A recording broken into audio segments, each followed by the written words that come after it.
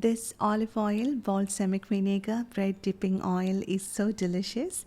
It is infused with the flavor of garlic, a kick of heat from chili flakes, and is perfectly blended with right amount of acidity and sweetness from balsamic vinegar. It's herby and a little salty. This is a very simple recipe that I use in my home, and we can make it in just 2 minutes.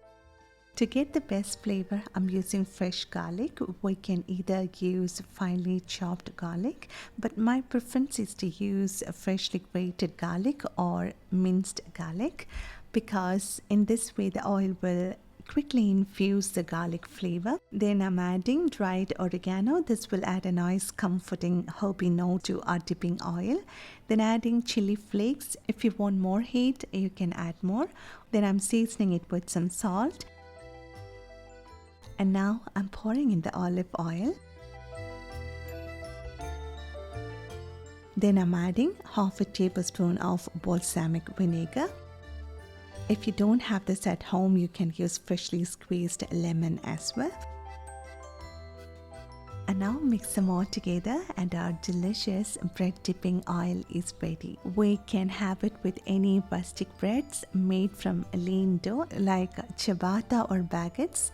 But here I have some freshly baked sourdough bread and focaccia, which is my favorite bread to have with this dipping oil. This is so good. You will feel like you are in a fancy Italian restaurant. See, the garlic has absorbed the tanginess from the vinegar and it tastes so good along with that spicy chili flakes. And if you want, you can add 1 or 2 tablespoons of freshly grated Parmesan cheese into this.